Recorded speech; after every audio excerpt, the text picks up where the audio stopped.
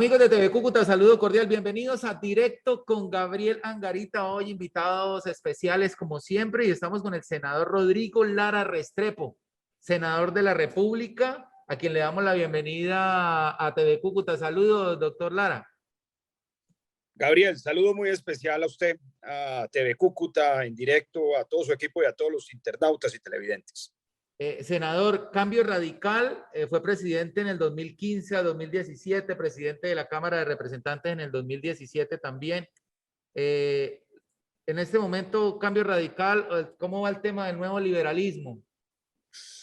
Hombre, bien, yo creo que este es el momento para revivir un gran proyecto que tenga una matriz ideológica liberal, es decir, una filosofía liberal. Nosotros necesitamos emprender reformas muy profundas del sistema político, del sistema económico y del sistema social del país, pero esas reformas deben hacerse en el marco del Estado de Derecho, en el marco de la democracia liberal, de la separación de poderes, de la alternancia y de la economía de mercado. Esta crisis es la más profunda que hemos enfrentado tal vez en 100 años, Gabriel. La única respuesta política que reciben los colombianos es más leña a la hoguera por parte de los extremos ideológicos. A la derecha hay una derecha populista. No toda la derecha es populista, pero la del gobierno y la del centro democrático es populista. Porque ellos hacen política con el miedo. Ojo con el socialismo, el castrochavismo, para que la gente aturdida no se dé cuenta de que ellos gobiernan a favor de unos muy pocos. A ellos no les interesan los cambios profundos. Y en la izquierda marxista, la de Petro, pues ellos también gobiernan con emociones negativas, atizando frustraciones, atizando odios, porque necesitan dividir al país. La derecha, el centro democrático, divide a los colombianos con el miedo y ellos la dividen con el odio y la frustración para enfrentar a los colombianos, confrontar a la nación y sacar réditos electorales. Es una política rapaz, es una política destructiva la que hacen los extremos. Vamos a hacer grandes cambios, pero en el marco de un gran proyecto liberal. Yo por eso lo llamo liberalismo socialdemócrata, cambios profundos sin afectar la democracia y sin afectar el Estado de Derecho y la economía de mercado. Senador, de su parte personal, yo tengo una duda. Cuando asesinan a su padre, a Rodrigo Lara, ministro de Justicia de la época, ¿usted dónde estaba exactamente y si les tocó irse del país? ¿Cuánto tiempo? Ariel, yo tenía 8 años cuando asesinaron a mi papá y nos fuimos, salimos del país, estuvimos mucho tiempo por fuera. Yo pasé mi infancia y mi adolescencia por fuera hasta que decidí regresar al país para servir a mi país y trabajar por él. Hablemos de seguridad nacional. Estamos en crisis, hay riesgo, nos tienen infiltrados el régimen venezolano. Usted ha dicho en las últimas horas, ha denunciado un tema muy delicado en cuanto a interceptaciones, a inteligencia del Ministerio de Defensa, nada más y nada menos. Mire, lo que está pasando es muy delicado. El país le quedó grande a este gobierno del Centro Democrático. Ellos hacen política con eslogans, hacen política con discursos bravucones, pero no conocen bien al país. Y el hecho de trabajar siempre para los mismos intereses los llevó a perder el pulso de Colombia. Y hoy estamos realmente en una situación de orden público muy crítica. Mire, en primer lugar, se han equivocado con el tema de Venezuela. Venezuela hoy está muy afligida por dos cosas, por una dictadura oprobiosa, pero también por las sanciones económicas de los Estados Unidos. Cuando una gran potencia sanciona a un país, uno tiene que tener muy en cuenta que esas sanciones afectan a ese país, pero también afectan a los vecinos. Los menos interesados en el empobrecimiento absoluto de Venezuela, pues son los colombianos, porque nosotros somos los que recibimos el grueso de la pobreza y de las desgracias venezolanas. La desventura de Venezuela es la desventura de Colombia. Y el gobierno de Iván Duque arrancó su gobierno pensando que con un concierto él podía lograr un cambio de régimen en Venezuela. ¿Qué logró? Un cierre total y absoluto de la frontera, empobreciendo a norte de Santander. 2, el empobrecimiento de Venezuela, ergo el empobrecimiento de norte de Santander y el empobrecimiento también de Colombia, porque era nuestro primer socio comercial y porque terminamos recibiendo toda la pobreza de Venezuela. No fueron los chilenos, ni los uruguayos, ni los gringos, fuimos nosotros los receptores de la desgracia venezolana. Entonces, ahí hay un problema y el empobrecimiento total de la dictadura venezolana pues llevó a un estrechamiento, a una reducción muy grande del Estado venezolano. ¿Y eso qué significa? Que es un Estado que no tiene voluntad de combatir a los mafiosos, ni al ELN, ni a esas organizaciones, pero al mismo tiempo es un Estado que tampoco tiene la capacidad de hacerlo y que entra a depender en gran parte del ELN para que le administre el oro, del ELN para que administre el narcotráfico, porque como no tienen rentas suficientes, dependen de las rentas ilegales. Es decir, todo lo que se ha hecho respecto de Venezuela por parte de Colombia, por parte de este gobierno, ha significado una desgracia para Colombia. Hemos fortalecido al ELN en Venezuela, hemos fortalecido el narcotráfico en Venezuela, hemos empobrecido a los venezolanos y nos hemos empobrecido a nosotros mismos. Eso pasa cuando estos gobiernos de la derecha populista actúan no con inteligencia, sino con sesgos ideológicos y con interés electorero para ellos. Entonces, Venezuela es hoy un santuario de todas las formas de criminalidad. El Estado, así quisiera, no puede hacer nada frente a esas formas de criminalidad porque es muy pequeño, porque hay sanciones económicas.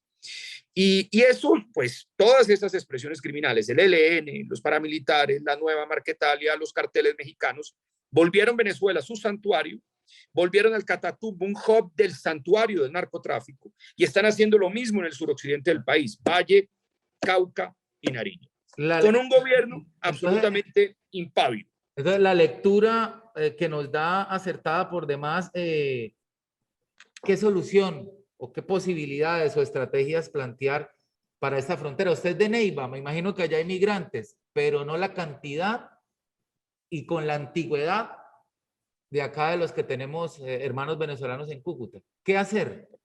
Por eso me he ocupado tanto de la situación de la frontera, porque me ha preocupado inmensamente lo que pasa en Norte de Santander. Cuando yo fui presidente de la Cámara, yo organizé un encuentro bilateral con la Asamblea Nacional de Venezuela. Era el último momento en donde realmente se podía pensar en un cambio de régimen. Después de esa situación, la dictadura terminó afianzándose y con los errores del gobierno colombiano, es decir, con el endurecimiento de las sanciones, pues se afianzó aún más, porque las dictaduras necesitan que la gente esté pasando hambre para poder ejercer un poder absolutamente brutal sobre la gente. Cuando la gente pasa hambre, su prioridad es encontrar la comida. Su segunda prioridad es la libertad. Cuando la gente está económicamente bien, su prioridad es la libertad. Es decir, entre más pobre sea la gente, más se afianza una dictadura, y eso es lo que ha logrado el gobierno de Iván Duque, con sus errores de tino, con sus errores de juicio, con sus errores históricos y de apreciación. Entonces, ¿yo qué creo que hay que hacer? Los Estados Unidos ya están entrando o están mirando la posibilidad de un diálogo con este régimen terrible de Venezuela, porque están buscando una salida democrática. Los norteamericanos saben que no logran fácilmente un cambio de régimen. Es una dictadura ya muy enraizada. Un cambio de régimen pues implica operaciones militares terrestres que Estados Unidos no está dispuesto a dar, son muy costosas y que los menos interesados en que se den pues somos nosotros, porque recibiríamos el coletazo de cualquier operación militar con más pobreza, más migrantes y más desgracia. Y además, porque tendrían que adelantarse desde Colombia y a ningún mandatario sereno le interesa embarcar a su país en conflagraciones de ese tipo. Entonces los gringos ya están conversando con las autoridades de Venezuela. Me imagino que el régimen venezolano tendrá interés de alguna manera en encontrar una salida. Esa gente se mueve por el dinero y alguna salida tendrá interés en encontrar. Y desde que logremos un retorno de un funcionamiento normal de Venezuela, de algún sistema democrático en Venezuela y un renacimiento de la economía venezolana, todo eso es bueno para nosotros. Ese es el propósito. Ese es el norte, pero para eso ya hay que pasar la página del centro democrático, pasar la página de estos errores estratégicos, pasar la página de esta política del miedo, de la división y de la confrontación de los colombianos, y perdónenme la expresión, y de la ignorancia profunda en materia de política exterior y de cómo se administra adecuadamente un Estado. Ok, senador, vamos a la página del ejercicio de la libertad de prensa, que ha sido golpeada en materia de acoso judicial por este medio de comunicación o hacia este medio de comunicación. Usted acaba de presentar una iniciativa con un marco regulatorio para combatir, pues estimular el tema del acoso judicial, que más o menos es las herramientas que utiliza la clase política corrupta para amedrentar y callar periodistas. ¿Cuál es el embrión de esta iniciativa? Hombre, yo me he dado cuenta, Gabriel, que los corruptos le temen mucho a la luz, le temen mucho a la prensa, le temen mucho a las divulgaciones en medios. La herramienta principal de los corruptos consiste en intimidar judicialmente a los periodistas que hacen correctamente su trabajo. Contratan abogados y los denuncian penalmente y civilmente. Y como el daño que se hace por Internet, según ellos, se puede cometer en cualquier lugar del territorio nacional, pues por ejemplo, al periodista de Cucutabani lo denuncian en Pasto y lo obligan a desplazarse, a tomar avión, a hacer erogaciones, gastos, y ellos mantienen inflados esos procesos con memoriales, con solicitudes de prácticas de pruebas, con audiencias, y saben muy bien en el fondo que ese caso no va para ningún lado, pero lo que necesitan es agobiar y agotar al periodista durante años con esas amenazas judiciales. Eso se llama acoso judicial, es decir, cuando se presentan demandas o denuncias sin causa, sin pruebas, con el único fin de silenciar.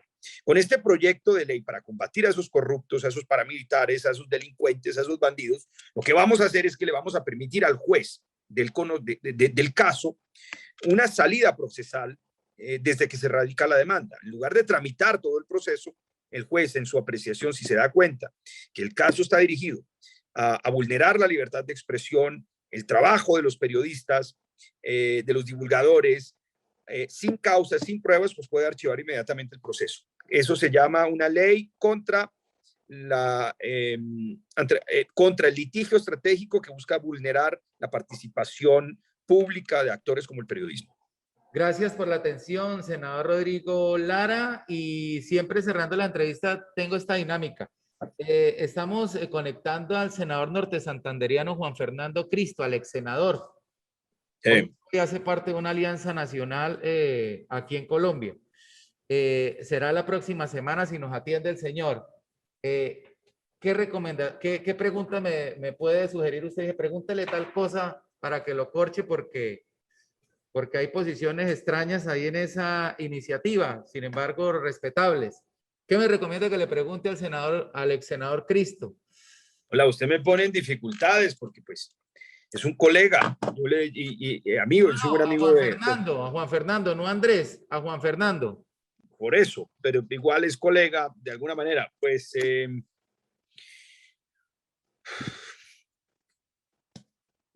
no sé bien qué decirle. Simplemente yo creo que la